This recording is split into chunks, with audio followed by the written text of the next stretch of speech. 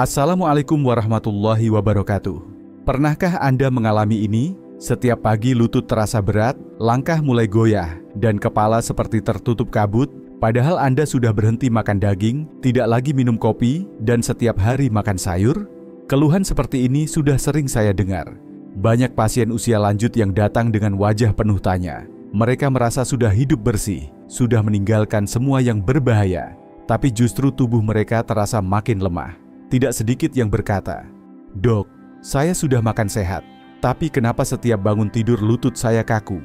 Kenapa saya makin takut berjalan di kamar mandi?" Perkenalkan, saya Dr. Rahmat Widodo. Selama lebih dari 25 tahun, saya mendampingi para lansia di berbagai daerah, mendengar, mengamati, dan belajar bahwa masalah kesehatan di usia 60 tahun ke atas seringkali tidak sesederhana yang kita kira. Dan satu hal yang sering saya temukan, banyak orang makan sayur karena merasa itu paling aman. Padahal tidak semua jenis sayur cocok untuk kondisi tubuh yang sudah menua. Saya masih ingat seorang ibu berusia 67 tahun dari Bandung. Beliau datang ke klinik dengan keluhan lutut kaku setiap pagi. Beliau tidak makan daging, tidak pakai minyak, bahkan tidak menambahkan garam dalam masakannya. Tapi tubuhnya tetap tidak nyaman.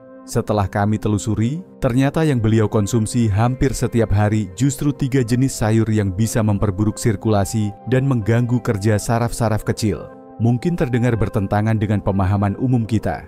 Tapi hari ini, saya ingin mengajak Anda membuka mata. Ada 3 sayuran yang sebaiknya dihindari setelah usia 60 tahun. Dan ada 3 sayuran lain yang justru bisa membuat tubuh lebih ringan, langkah lebih mantap, dan pikiran lebih jernih.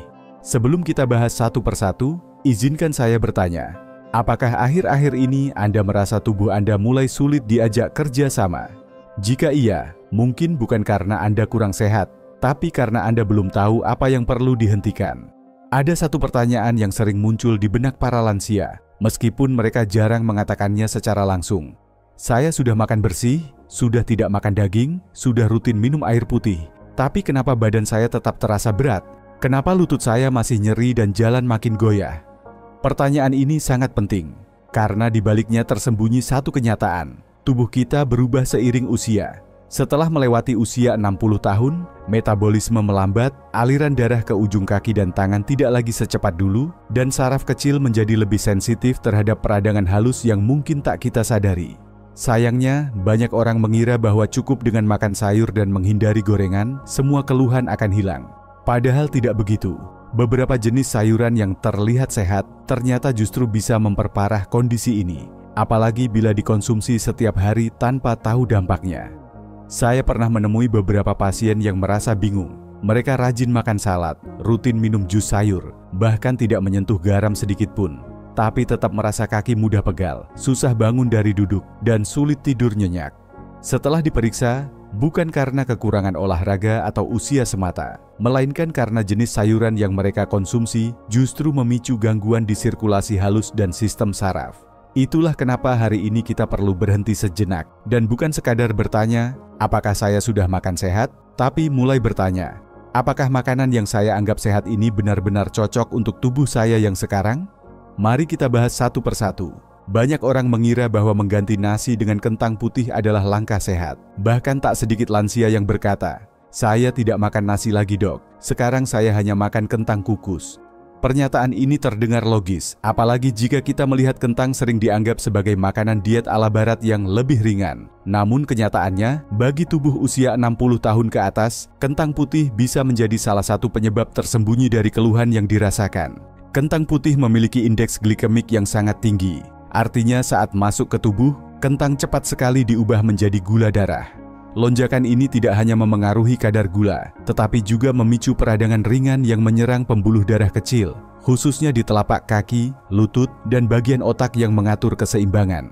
Bila kondisi ini terjadi setiap hari, maka lama-kelamaan sirkulasi menjadi terhambat dan sinyal dari otak ke kaki tidak lagi secepat dulu. Saya teringat seorang pasien laki-laki dari Semarang, pensiunan kepala sekolah, usianya 70 tahun. Setiap malam ia makan sederhana, sup ayam tanpa nasi, tapi dengan 2 buah kentang rebus. Ia merasa itu pilihan sehat. Namun setiap pagi, beliau bangun dengan kaki terasa dingin, lutut kaku, dan butuh beberapa menit untuk bisa berdiri tegak. Setelah kami telusuri lebih lanjut, ternyata penyebabnya bukan usia, bukan rematik, tapi pola makan malam yang menyebabkan pembuluh mikro di kaki menjadi kurang fleksibel. Yang lebih mengkhawatirkan, jika kentang diolah dengan mentega, krim, atau digoreng, maka dampaknya bisa 2 kali lipat. Lemak jenuh dari bahan tambahan itu memperburuk fungsi pembuluh darah dan meningkatkan stres oksidatif, kondisi yang menyebabkan jaringan halus di tubuh lebih cepat menua. Bukan berarti kita harus takut pada kentang, tapi kita perlu tahu bahwa untuk usia lanjut, kentang putih sebaiknya tidak dikonsumsi secara rutin. Bila Anda merasa kaki cepat lelah, lutut sulit digerakkan, atau mulai goyah saat berjalan, cobalah perhatikan, apakah kentang putih masih sering hadir di piring makan malam Anda? Sebagai gantinya, Anda bisa beralih ke ubi ungu, jagung kukus, atau brokoli rebus. Selain memberikan rasa kenyang yang stabil, ketiga bahan ini tidak menyebabkan lonjakan gula darah dan justru membantu menjaga elastisitas pembuluh darah kecil di tubuh. Jangan tunggu sampai lutut tak sanggup menopang baru kita menyadarinya. Lebih baik mulai sekarang, kita dengarkan sinyal dari tubuh dan pelan-pelan ubah yang perlu diubah. Terong adalah sayuran yang sangat akrab di dapur rumah tangga Indonesia. Rasanya lembut, mudah diolah, harganya terjangkau. Banyak lansia merasa aman menyantapnya setiap minggu, bahkan setiap hari, dalam bentuk sayur lodeh, sambal terong, atau sup bening. Tapi ada satu hal yang sering terlewat. Terong termasuk dalam kelompok tanaman nightshade, dan ini bisa menjadi masalah serius bagi tubuh di usia lanjut. Tanaman dalam keluarga nightshade seperti terong, kentang, paprika, dan tomat mengandung zat alami bernama solanin. Zat ini berguna bagi tanaman sebagai pelindung dari hama, tapi bagi tubuh manusia, terutama setelah usia 60 tahun, solanin bisa memicu peradangan ringan, namun berlangsung terus-menerus.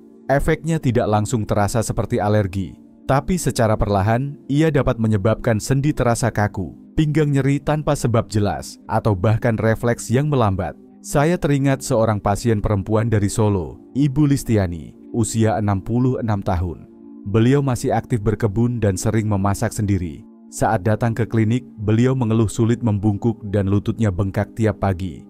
Setelah kami telusuri, ternyata hampir setiap malam beliau makan terong. Karena menurutnya itu sayur yang aman, ringan, dan tidak membuat perut begah. Namun setelah kami minta beliau hentikan konsumsi terong selama 2 minggu dan menggantinya dengan labu siam serta wortel kukus, keluhannya perlahan membaik. Ia pun mulai bisa berjalan lebih tegak dan tidak lagi terbangun tengah malam karena nyeri di punggung.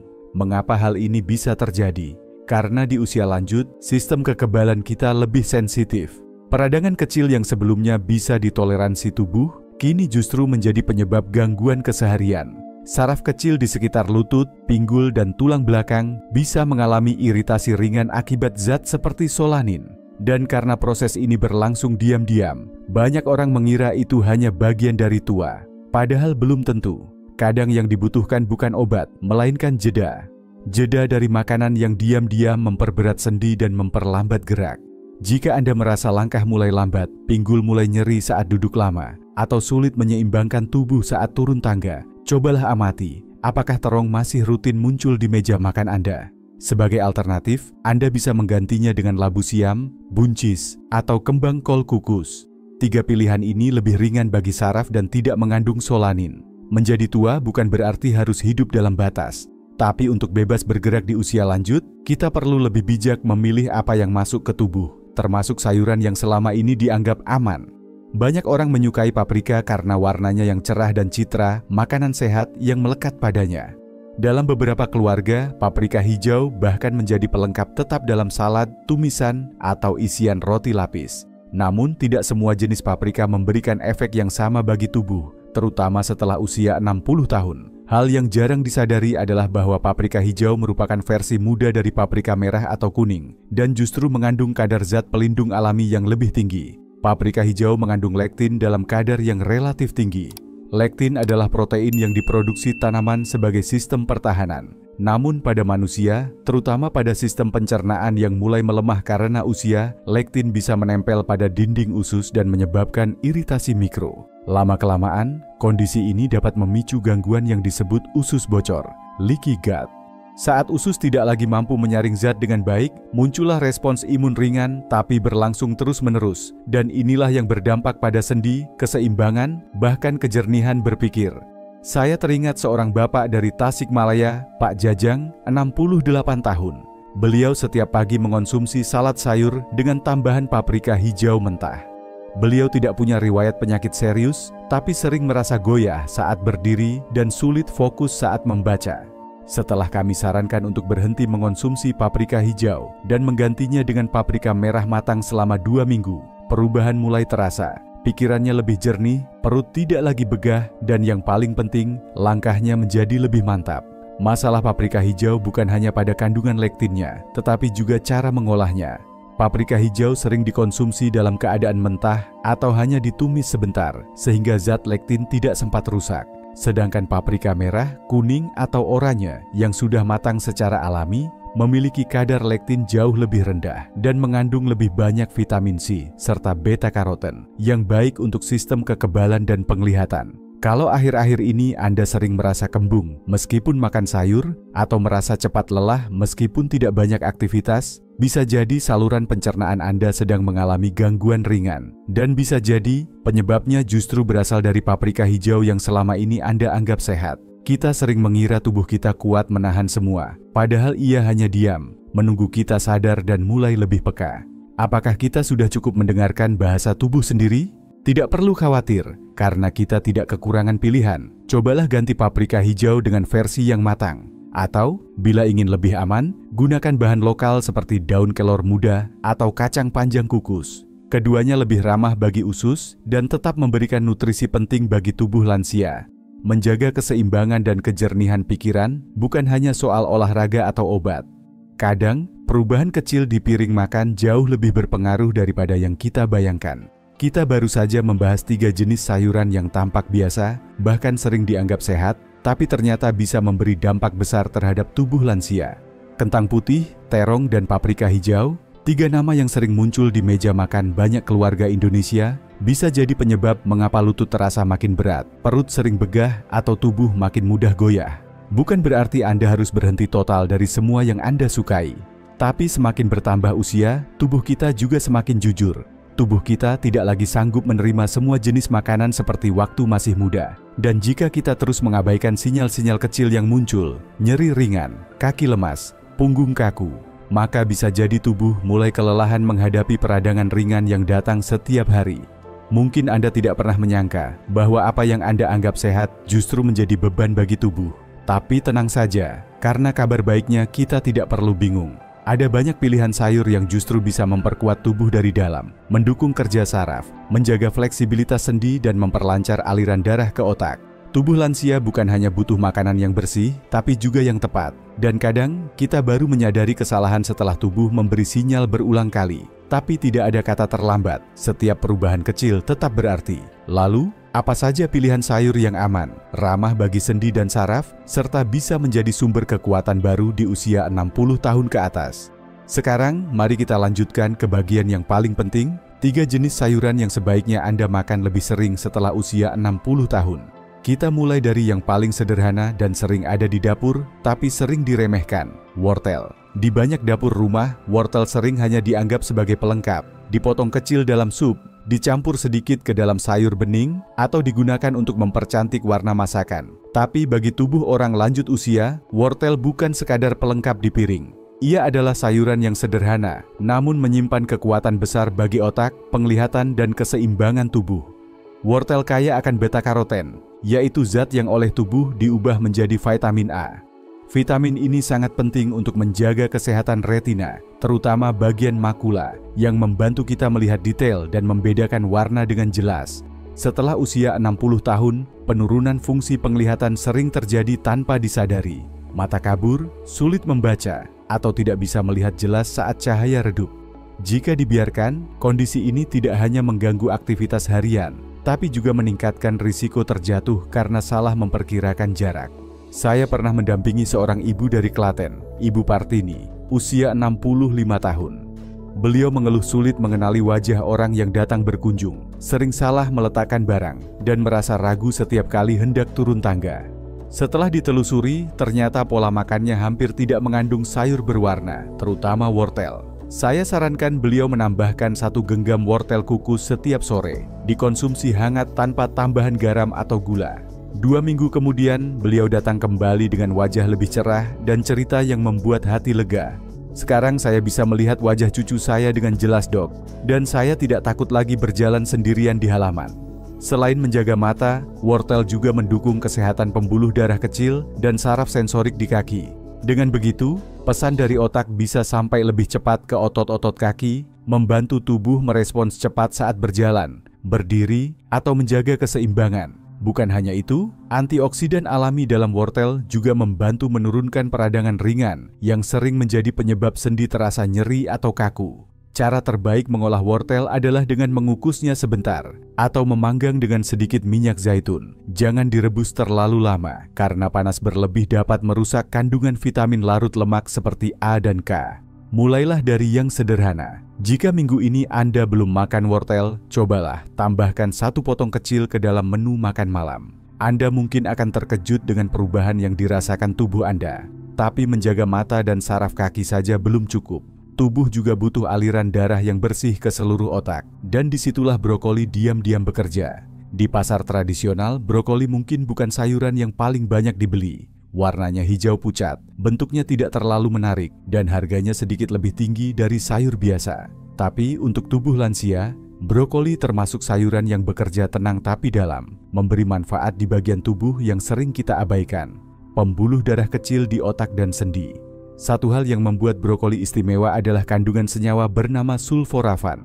Zat ini bekerja di tingkat pembuluh darah halus. Ia termasuk antiinflamasi kuat yang membantu meredakan peradangan di mikrosirkulasi, yaitu pembuluh darah halus yang menghubungkan otak dengan otot kaki, serta saraf-saraf kecil di sekitar lutut dan pinggang. Sulforafan juga membantu mengaktifkan enzim pembersih racun di hati, menjaga aliran darah tetap bersih dan lancar. Beberapa waktu lalu, saya bertemu dengan Pak Darsono, usia 69 tahun, seorang pensiunan mandor kebun dari Banyumas. Beliau datang dengan keluhan mudah kelelahan, walau hanya berjalan dari halaman ke dapur. Beliau tidak merasa sakit, tapi tubuhnya seperti kehilangan tenaga setiap sore. Kami coba tinjau pola makannya. Hampir tidak ada sayur hijau, hanya tempe, tahu, dan kadang nasi goreng. Saya sarankan 1 perubahan kecil, mengganti 1 porsi nasi dengan semangkuk kecil brokoli kukus dimakan siang. 2 minggu berlalu, beliau datang lagi dengan wajah cerah. Saya bisa berdiri lebih lama sekarang, Dok. Saya tidak mudah goyah lagi. Selain sulforafan, brokoli juga kaya serat, vitamin K, kalsium, dan folat. Seluruhnya sangat penting untuk menjaga kepadatan tulang dan kestabilan postur tubuh. Untuk para lansia, ini berarti risiko jatuh lebih rendah dan rasa percaya diri saat berjalan bisa kembali muncul. Brokoli paling baik dikonsumsi setelah dimasak sebentar saja. Kukus ringan selama 2 hingga 3 menit atau tumis cepat dengan sedikit minyak sehat agar zat aktif seperti sulforafan tetap terjaga. Memasaknya terlalu lama justru bisa merusak manfaat utama yang terkandung di dalamnya. Seringkali, kita menganggap pikiran kabur, mudah lupa, atau sulit berkonsentrasi sebagai hal yang wajar di usia lanjut. Tapi bagaimana jika sebenarnya penyebabnya bukan usia, melainkan apa yang kita masukkan ke dalam piring makan siang setiap hari? Bagi Anda yang ingin menjaga sendi tetap lentur, aliran darah tetap lancar, dan pikiran tetap jernih, brokoli bisa menjadi sekutu yang tak disangka. Ia tidak mencolok, tidak mahal, tapi bekerja di tempat-tempat paling krusial dalam tubuh lansia. Cobalah ganti 1 sendok nasi atau kentang di piring makan Anda dengan semangkuk kecil brokoli kukus hari ini. Lihat dan rasakan sendiri bagaimana tubuh Anda merespons dalam 1 atau 2 minggu ke depan. Terkadang, perubahan besar berawal dari 1 keputusan kecil yang konsisten. Namun untuk menjaga keseimbangan dan ketajaman reaksi tubuh secara menyeluruh, masih ada 1 sayuran terakhir yang sangat penting dan sering terlupakan, bayam. Tidak ada sayuran yang lebih akrab di lidah orang Indonesia selain bayam. Mulai dari sayur bening, tumisan, hingga lalapan, bayam sering hadir tanpa banyak diperhitungkan. Tapi di balik tampilannya yang sederhana, bayam menyimpan manfaat besar bagi refleks tubuh, penglihatan, dan keseimbangan, terutama pada usia lanjut. Bayam mengandung nitrat alami dalam jumlah tinggi. Saat masuk ke tubuh, nitrat ini diubah menjadi oksida nitrat, yaitu senyawa yang membantu melebarkan pembuluh darah. Efeknya sangat signifikan. Aliran darah ke otak dan otot menjadi lebih lancar, tekanan pada saraf menurun, dan tubuh merespons lebih cepat terhadap gerakan dan perubahan posisi.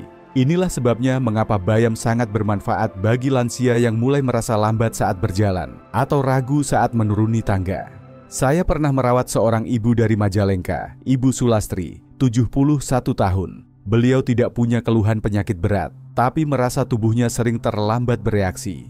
Saat dipanggil, butuh beberapa detik untuk menoleh. Ketika berdiri dari duduk, sering kehilangan keseimbangan. Setelah ditelusuri, tidak ada gangguan otot atau tulang. Masalahnya ternyata terletak pada sirkulasi yang melambat. Saya sarankan beliau menambahkan 1 genggam bayam rebus ke makan siangnya setiap hari. Tidak lama kemudian beliau bercerita bahwa tubuhnya terasa lebih ringan, langkah lebih gesit, dan yang mengejutkan, beliau bilang bisa membaca tulisan kecil tanpa meringis lagi. Selain nitrat, bayam juga mengandung lutein dan zeaksantin, 2 antioksidan penting yang bekerja langsung di makula, bagian tengah retina yang membantu kita tetap bisa membaca dan mengenali wajah dengan jelas. Dengan cukup lutein, kemampuan membaca, mengenali wajah, dan memperkirakan jarak akan terjaga lebih lama. Ini bukan hanya soal penglihatan, tapi juga soal keselamatan saat berjalan di ruang yang tidak rata atau pencahayaan yang redup.